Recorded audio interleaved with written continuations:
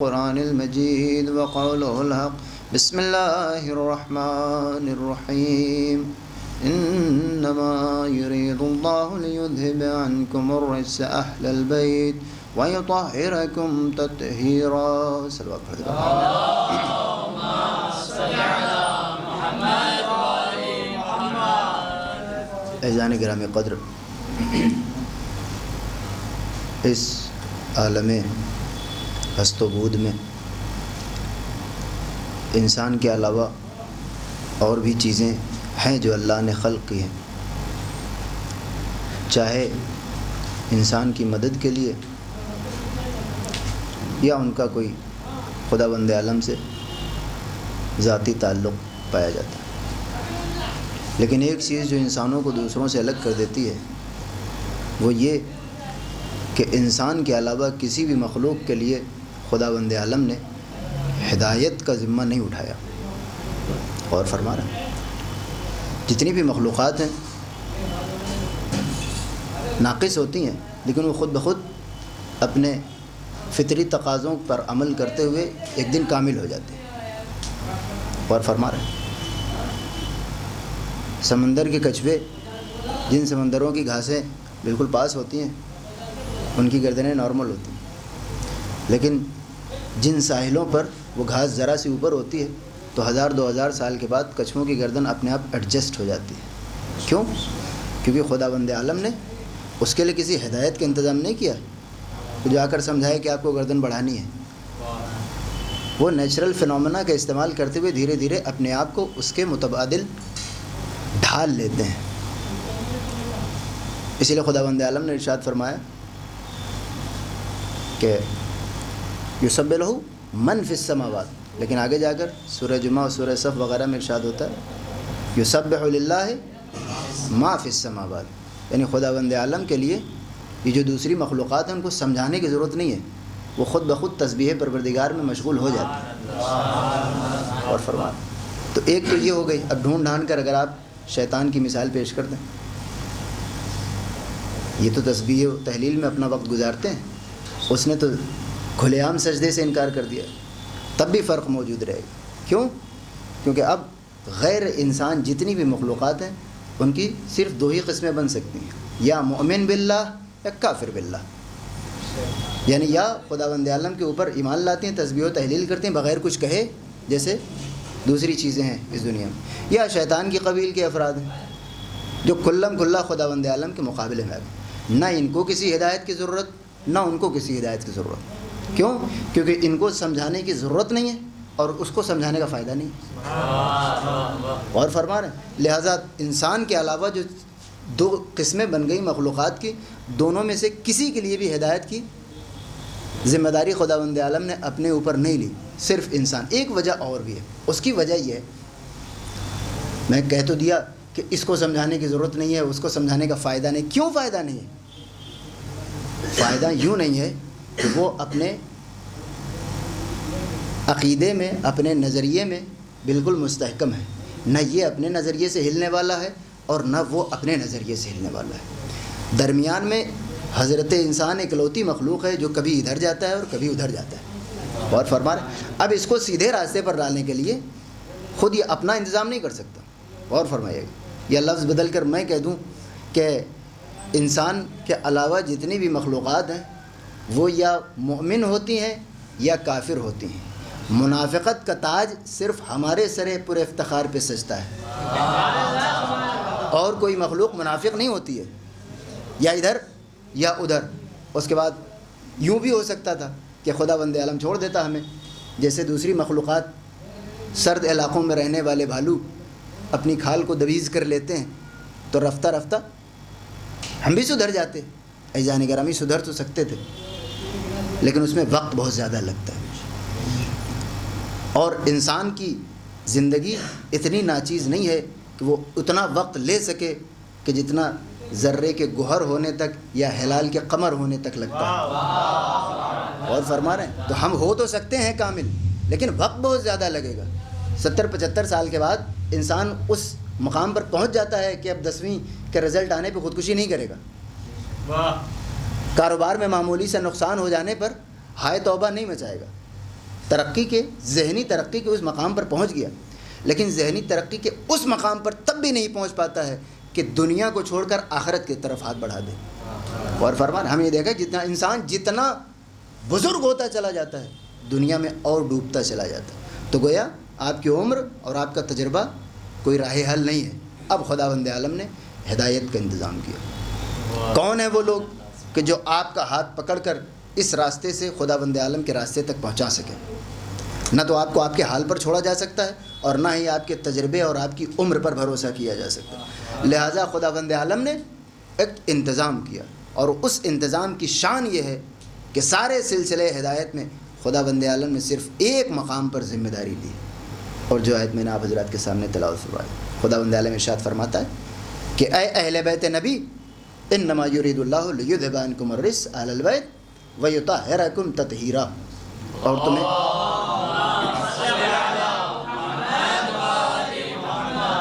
یعنی اب اس آیت میں جو افراد آ جائیں ان سے ہدایت لینے میں آپ کو کسی قسم کے پس و پیش کی ضرورت نہیں ہے، کیونکہ ذمہ دار اللہ ہے۔ اور ارادہ الہی اگر کسی چیز سے متعلق ہو جائے تو پھر اس میں کسی قسم کے شک و شبہ کی گنجائش نہیں رہتی، مگر یہ کہ آپ اللہ پر ہی شک و شبہ کرنا شروع کر دیں۔ اب یہاں پر ذرا تفصیل ہے اور اس کو توجہ سے سنیے گا، چونکہ طلاب کا مجمع ہے۔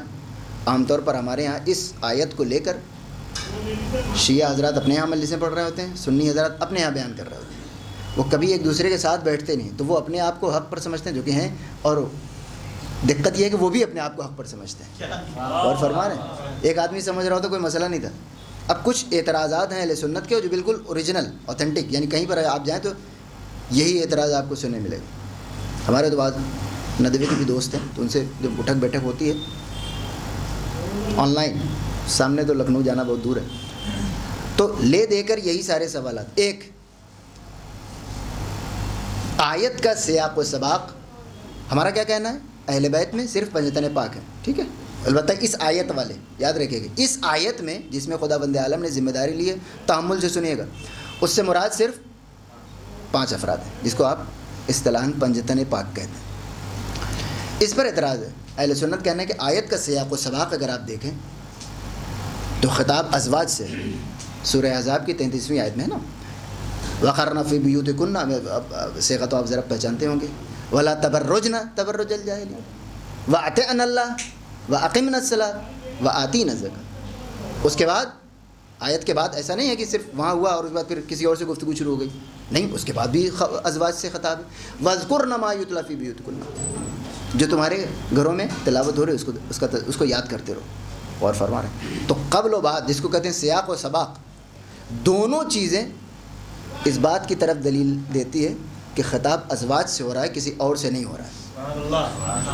اور فرمائیے گا، اور اہل بیت میں، اور یاد رکھیے گا اس آیت کے اہل بیت میں جو بھی شامل ہو گیا پھر اس کے ہادی برحق ہونے میں کسی قسم کا شک و شبہ نہیں ہوگا قرآن کی روح سے۔ اب وہ کہتے ہیں کہ دوسری بات، شیعہ حضرات کہتے ہیں کہ یہاں پہ انکم، ابھی تک انکنہ چل رہا تھا، اس میں حالانکہ انکنہ نہیں، میں بطور مثال کہہ رہا ہوں کہ جمع مؤنث مخاطب کا صیغہ تھا، یہاں پر بیچ میں انکم آ گیا مذکر کا صیغہ، لہٰذا چونکہ عربی کا قاعدہ ہے کہ اگر مرد و عورت ایک ساتھ ہوں تو جس کی تعداد زیادہ ہوتی ہے صیغہ اس کو فالو کرتا ہے، تو انکم اس لیے کہ پنجتن پاک کو اگر ہم مانیں تو مردوں کی تعداد زیادہ ہو جاتی ہے، ٹھیک ہے؟ لیکن اس پر اعتراض ہے۔ سورہ ہود میں ارشاد ہوتا ہے، فرشتے کہتے ہیں، اتفاق سے بالکل یہی سینیریو ہے جناب ابراہیم کی اہلیہ سے، قالو یعنی ڈھیر سارے فرشتے آئے ہوں گے، اتعجبین من امر اللہ، تمہیں تعجب، اور انہوں نے کہا کہ مجھے کیسے بیٹا ہو سکتا ہے، وہذا بالی شیخہ، میرا شوہر جو ہے ضعیف ہو گئے وغیرہ وغیرہ۔ اس کے بعد کیا کہا؟ رحمت اللہ وبرکاتہ علیکم اہل البیت، زوجہ سے خطاب ہو رہا ہے، علیکم کی لفظ بھی ہے اور اہل البیت بھی، اور فرما رہے ہیں تو وہی اتفاق سے فرشتے ہی خطاب کریں، تو اگر وہی فرشتہ یہاں خطاب کر رہا ہے تو وہ انکم کیوں نہیں کہہ سکتا؟ اگر وہاں وہ انکم کہہ رہا ہے تو یہاں یہ انکم کیوں نہیں کہہ سکتا؟ اب لہٰذا شیعہ کہتے ہیں کہ یہ والا ٹکڑا کہیں اور سے اٹھا کر یہاں رکھ دیا گیا، یہ کون سی ماننے والی بات ہے؟ یہ ساری بحثوں کا خلاصہ ہو گیا۔ ایک صلوات پڑھتے بر محمد وآل محمد۔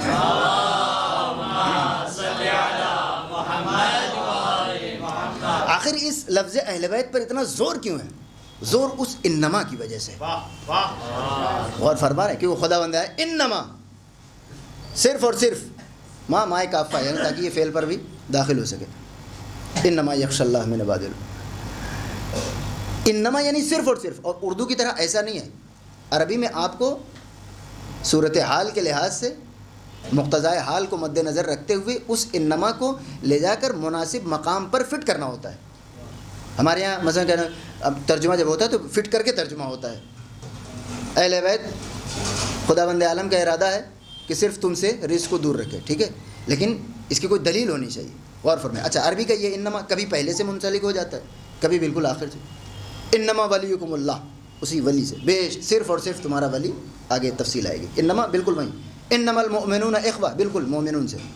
اور کبھی کبھی بالکل چھوڑ، جیسے انما یخشی اللہ من عباد العلماء، تو یہ انما بالکل علماء سے جا کر ملے گا. اور فرما رہے تو اب یہاں پر بھی ہم کو طے کرنا پڑے گا کہ یہ انما کس لفظ سے متعلق ہے.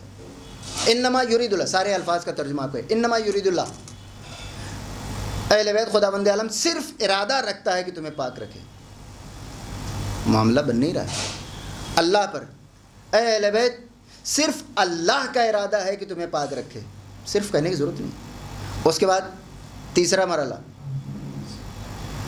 کہ اے اہل بیت صرف تم سے اللہ کا ارادہ ہے کہ گناہ آلودگیوں کو پاک رکھے. ٹھیک ہے، اب اس میں سے کون سی چیز ہے جو زیادہ مناسب ہے؟ نہ یریدوں پر، وہ کوئی ایسی خاص بات نہیں کہ آپ انما لگائیں، نہ ہی اللہ پر، حتیٰ کہ بات میں آ کر یطہرکم پر بھی نہیں آ سکتی جب تک کہ آپ انکم سے متعلق نہ کریں انما کو. مثلا اے اہل بیت اللہ کا ارادہ ہے کہ تمہیں صرف پاک رکھے، یطہرکم سے بھی انما منسلک نہیں ہو پا رہا ہے. لہٰذا میں نے عرض کیا تھا کہ کیوں اس پر اتنی زیادہ زور آزمائی کی جاتی ہے کہ اہل بیت میں کون شامل کیوں، کیونکہ یہ انما لے جا کر صرف انکم سے متعلق ہے. اے اہل بیت پیغمبر، اے صاحبان بیت، خداوند عالم کا ارادہ ہے کہ صرف تم سے نجاست کو دور کرے اور تمہیں اس طرح پاک رکھے کہ جیسا پاک رکھنے کا حق ہے.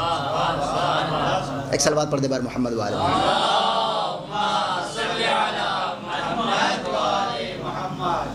تو ہمارے اہل سنت بھائیوں کا یہ قول بالکل لاجیکل ہے اور ہمارے لیے جان چھڑانے کا راستہ نظر نہ آتا اگر اس آیت کے ساتھ ایک روایت بھی نہ ہوتی.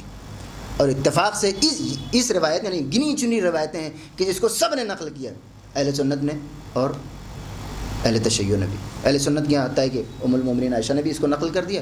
ہمارے یہاں تو عن جابر ابن عبداللہ الانصاری، عبداللہ الانصاری آپ سنتے رہتے ہوں گے. تو یہ بالکل 100% درست بات ہے، یعنی شان نزول میں کوئی اختلاف نہیں. اگر ذرا سا اختلاف ہوتا تو پھر ہم یہاں بیٹھ کر یہ مجلس نہیں پڑھ سکتے تھے. ہم کیسے ثابت کریں گے کہ اہل بیت میں صرف 5 طرح باغ ہے؟ وہ روایت بھی ہے. اور وہ روایت کیا ہے کہ پیغمبر اسلام آئے، اپنی بیٹی سے چادر مانگی، اس چادر میں خود تشریف لے گئے. اس کے بعد آہستہ آہستہ 4 افراد اور آئے، جبرائیل کو بلا لے 5، اور جناب ام سلمہ نے آنے کی اجازت مانگی. آپ نے فرمایا انک علی الخیر. یہ اتنی روایت سب کے یہاں، یہ اپنے ذہن میں ڈال لیجیے تاکہ شیعہ سنی کے اختلاف نہ ہونے. یہ اتنی ہے کہ کمپرہینسولی سب نے اس کو ایکسیپٹ کیا کہ یہ اتنا ہے. اب آپ بتائیے، ہم اپنے اہل سنت بھائیوں سے کہتے ہیں کہ آپ صرف ہمارے سوالات کا جواب دے دیجئے، آخر میں آپ کو بھی وہی ماننا پڑے گا جو ہم مان رہے ہیں. اور فرما رہے ہیں سب سے پہلی بات کہ کیا ایک چادر میں 5 افراد آ سکتے ہیں؟ ممبئی میں شاید آ جائیں، لیکن عام طور پر سسر اپنے داماد کو اس چادر میں نہیں بلائے گا اگر بیٹی پہلے سے موجود ہے، یا اگر داماد موجود ہے تو بیٹی کو آواز نہیں دے گا. اور اگر مان بھی لیا جائے، اور فرما رہے ہیں مردوں کے اندر اتنی زیادہ نزاکت نہیں ہوتی کہ اپنے داماد اور بیٹی کو ایک ساتھ جمع کر سکتا ہے، لیکن ساس کبھی بھی اس چادر میں جانے کی اجازت طلب نہیں کرے گی. تو یہ ممکن نہیں ہے کہ ایک چادر میں 5 افراد اس طرح سے کہ باقاعدہ بیٹھ کر باتیں کر رہے ہیں. پوری حدیث کے ساتھ اس کے اندر ہی کی تو ہے. اس کے بعد فرمایا کہ ان ہؤلاء اہل بیتی، یہ سب کے سب میرے اہل بیت ہیں. غور فرمائے گا. اب اس کے لیے ہمیں غور کرنا پڑا. اہل البیت، اے گھر والوں. اب اگر گھر والوں سے سب مراد ہیں، اب آپ انصاف سے بتائیے، 2 منٹ کے لیے خود اہل سنت بن جائیے. آپ یہ بتائیے کہ اگر سب گھر والے مراد ہیں تو بقیہ ساری باتیں ازواج سے مخاطب ہو کر بیان کی جا رہی ہیں، تو یہ والا ٹکڑا چادر کے پاس جا کر بیان کرنے کی کیا ضرورت ہے؟ نہیں غور فرمایا آپ نے؟ میں نے پہلے عرض کر دیا اگر یہ روایت نہ ہوتی تو ہم ثابت نہیں کر سکتے تھے. غور فرما رہے ہیں کہ یہ جملہ جا کر چادر کے پاس. اب وہ گھر کیسا ہے؟ الف لام تعریف تو نہیں ہو سکتا. غور فرما رہے ہیں؟ الف لام ہے، ایک ہے استغراق، استغراق کا کوئی معنی ہی نہیں. اب بچا عہد. عہد کی دو قسمیں ہیں، ذہنی اور ذکری. ذکری جو کلام میں ہوتا ہے اور ذہنی ذہن میں نہیں. اس کو ذکر کے مقابل میں ذہنی کہتے ہیں، ورنہ ذہن میں نہیں ہوتا ہے وہ. مطلب حالات حاضرہ ایسے ہیں کہ آپ کو کچھ کہنے کی ضرورت نہ پڑے. اور فرما رہے ہیں اب یہاں پر الف لام کس بات کے لیے بیت پر داخل ہوا ہے؟ اگر وہی گھر مراد ہوتا تو پھر کسی الف لام کے داخل کرنے کی ضرورت نہیں ہوتی. ٹھیک ہے، الف لام یعنی پیغمبر اسلام کا وہ گھر نہیں تھا، بلکہ کسی خاص گھر کی بات چل رہی ہے. اور یہاں پر ایک اشتباہ ہم سے بھی ہوا جس کی بنا پر مثلا ہم کہتے ہیں کہ فدخل علی معہما تحت الکسا. تحت الکسا کا ترجمہ ہم کیا کرتے ہیں؟ فی الکسا. اب ترجمہ اس طرح کرتے ہیں گویا رسول اللہ چادر چاروں طرف سے دبا کر لیٹے ہوئے ہیں، انہوں نے ایک سرا اٹھایا چلے گئے، پھر وہ سرا پھر دب گیا. نہیں، تحت الکسا یعنی چادر کے نیچے. یہ صورتحال کیسے رونما ہوگی کہ پیغمبر اسلام اس چادر کو اوڑھ کر آرام نہیں کر رہے تھے، اس چادر کو گھر کی شکل دے کر اس کے نیچے آرام کر رہے تھے. ورنہ نہ کبھی داماد اور بیٹی کو ایک ساتھ جمع کرتے اس میں، اور نہ ساس اس مجمع میں جانے کی اجازت طلب کرتی. سمجھی ہوئی بات ہے؟ تو اجازت طلب کرنا اور پیغمبر اسلام کا سب کچھ جمع کر لینا اس بات کی علامت ہے کہ وہ چادر بند نہیں تھی. چادر کو ایک خیمے کی شکل دے کر پیغمبر اسلام آرام فرما رہے تھے. اب اگر کوئی پوچھے کہ یہ کہاں سے لے آئے آپ، ابو العلاء مورری کا ایک مشہور شعر ہے، ہمارے لیے بڑی تعجب خیز بات ہے کہ چادر کا گھر کیسے ہوتا. عربوں کے لیے بالکل مشہور بات تھی. فالحسن یظہر رونقہ فی شیئین بیت من الشعر و بیت من الشعر. اور فرمانا ترجمہ کرنے کی ضرورت نہیں ہے. شعر کا بیت جس کو آپ سمجھتے ہیں بیت یعنی دو مصرے، اس کو شعر کا بیت کہتے. بیت من الشعر بال رسی والا، وہ کیا ہے؟ خیمہ، کہ جس کو رسیوں کی مدد سے کھینچ کر باندھا جاتا ہے. اور وہ اتنی تفصیلی چیز ہے، اگر آپ بیت من الشعر سرچ کر لیں تو اس کی تفصیلات. ہمارے یہاں خیمہ ہے نہیں، خیمہ نہیں، خیمے کے 6 حصے بناتے ہیں وہ، واسط، رجل، ایدی، عامر وغیرہ وغیرہ. اس کے بعد وہ جو رسیاں ان حصوں کو کھینچ کر دور باندھی جاتی ہیں، ان رسیوں کو بھی ان سے منسوب کرتے ہیں. حبل الواسط، اور فرما رہے ہیں حبل الرجل. تو یہ 5 سارے. اس کے بعد پھر مقدم اور مجلس، خیمے کے 2 الگ الگ حصے ہوتے ہیں. تو یہ گھر جو میں کہہ رہا ہوں کہ پیغمبر اسلام نے گھر کی شکل دی تھی، کوئی عجیب بات نہیں تھی ان کے لیے. اگر چادر ذرا سی وسیع ہو تو 5 افراد کے لیے ایک صحن کی شکل بنائی جا سکتی ہے چادر سے. اب اگر پیغمبر اسلام سے خداوند عالم خطاب کرنا چاہتا ہے اور اس آیت کے درمیان اسی دوران اگر پیغمبر اسلام وہ گھر بنا لیتے ہیں تو یقین جانیے اگر فرشتہ ساری آیتیں کہیں اور بیان کر رہا ہے، یہ والی آیت آ کر پیغمبر اسلام کی اس چادر کے کنارے کھڑے ہو کر بیان کر رہا ہے، تو اس کا مطلب کہ خداوند عالم کہنا چاہتا ہے کہ انما یرید اللہ لیذھب عنکم الرجس اہل البیت ویطہرکم تطہیرا. اے خداوند عالم کہنا چاہتا ہے کہ اے پیغمبر اسلام کے اس گھر میں رہنے والوں، تم سے خداوند عالم نجاست کو دور کرنا. ایک صلوات پڑھ دے بار محمد وآلہ.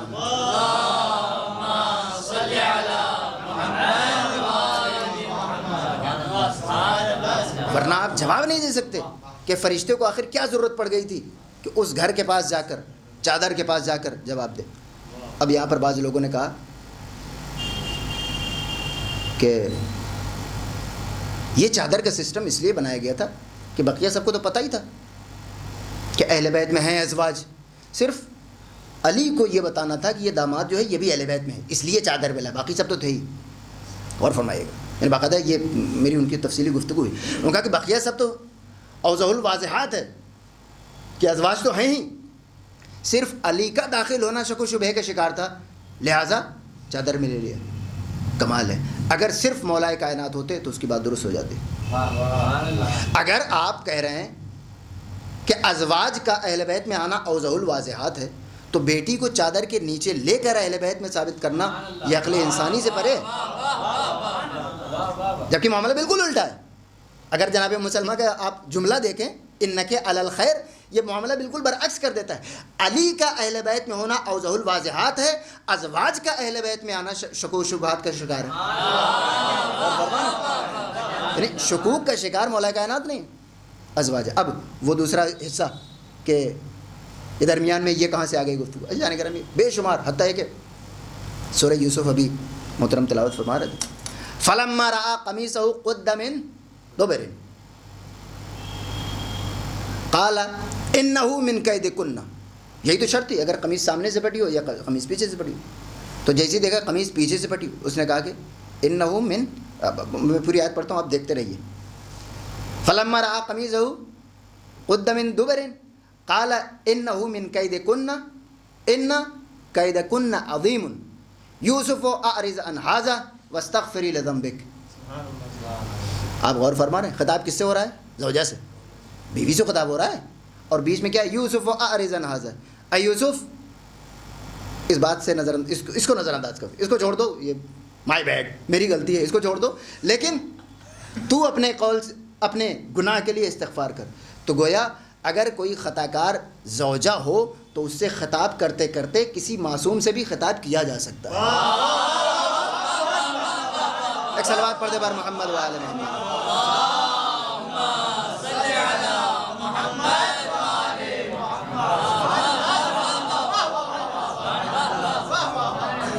یہ کوئی دلیل نہیں ہے۔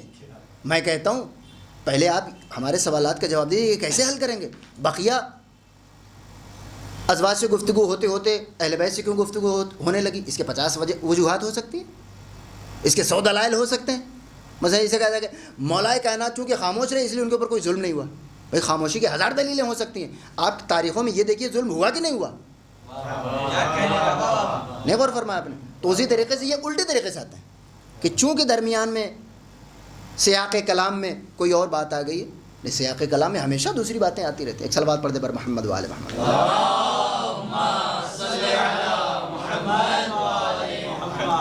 اور جو سب سے اہم ترین بات ہے کہ خداوند عالم کا ارادہ، انما یرید اللہ لیذهب عنکم الرجس، تم سے، میں کہتا ہوں آپ ازواج کے ساتھ پورے مدینے کو شامل کرتے ہیں اہل بیت میں، ہمیں کوئی دقت نہیں ہے، لیکن ارادہ الہی پہ آنچ نہیں آنی چاہیے۔ خداوند عالم کا ارادہ یہ ہے کہ تم سے رجس کو دور رکھے، وَيُطَهِّرَكُمْ، تمہیں پاک رکھے۔ پاک کیسے رکھا جائے گا؟ پاک کیسے رکھا جائے گا؟ اس میں روح المعانی میں کیا نام ہے،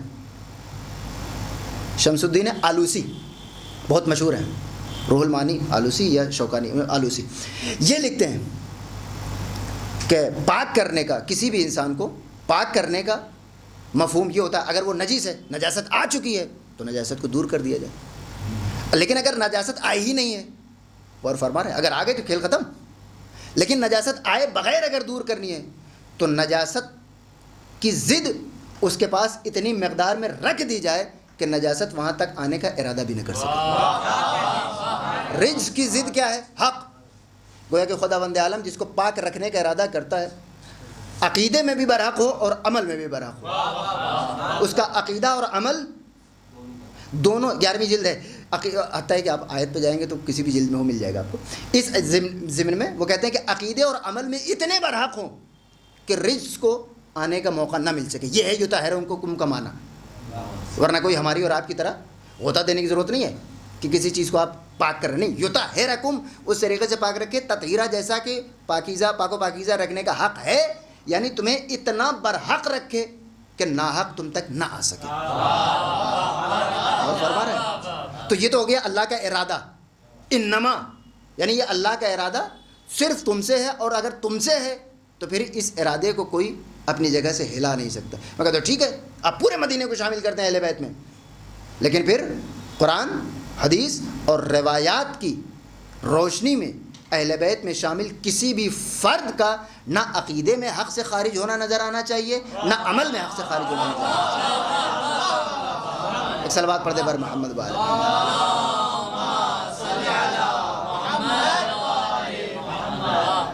غور فرمایا آپ نے. لیکن ہم یہ دیکھتے ہیں کہ معاملہ بالکل برعکس ہے.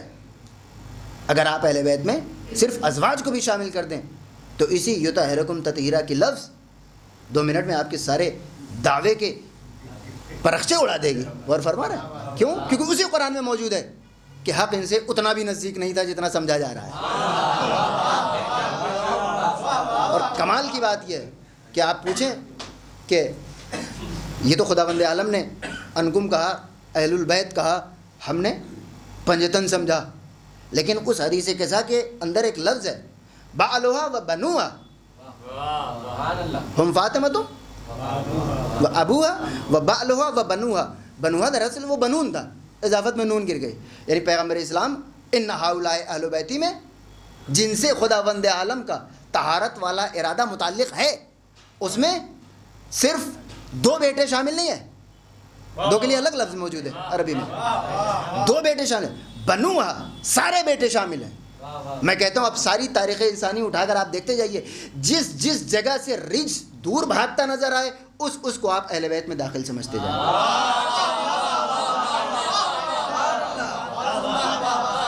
اور ہم کہتے ہیں کہ آپ اہل سنت سے بعض اوقات ہماری جو گفتگو میں کہتے ہیں ٹھیک ہے آپ 5ویں امام 6ٹھے امام کسی کی زندگی میں کوئی خطا تو دکھا دیں، نہیں دکھا سکتے. جبکہ جتنا پراشوب دور زمانہ 6ٹھے امام اور 5ویں امام کے زمانے جب حکومت شفٹ ہوتی ہے ایک طرف سے دوسری طرف تو کچھ نہ کچھ دائیں بائیں آدمی کر ہی لیتا ہے، ایڈجسٹمنٹ کرنی پڑتی ہے.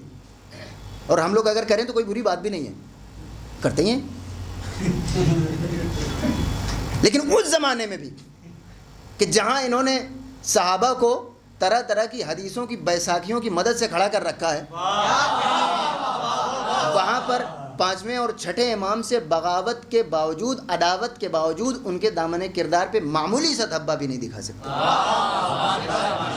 اور یہ صرف اہل بیت نہیں، ہم تو کہتے ہیں کہ جن صحابہ کو ہم تسلیم کرتے ہیں، سلمان و ابو ذر و مقداد و عمار یاسر و میثم تمار، ان کے دامن میں کوئی خطا دیکھا تو نہیں. اب آپ بتائیں کہ اگر ایک انسان اس معیار پہ پہنچا ہوا ہو کہ نہ جن کو اہل بیت ہم قرار دیتے ہیں ان کے ہاں کوئی رشت دکھا سکتا ہے اور نہ جن کو وہ اہل بیت سمجھتا ہے ان سے رشت کی دوری دکھا سکتا ہے، اس کے باوجود ان دونوں میں رشتہ پیدا کرنے کی کوشش کرے تو یہ ویسے ہی ہوگا کہ جیسے پیغمبر اسلام سے بعض رشتے پیدا کرنے کی کوشش کی گئی تھی، لیکن اس کا نتیجہ کچھ نہیں ہے. ایک صلوات پڑھتے بار محمد و آل محمد.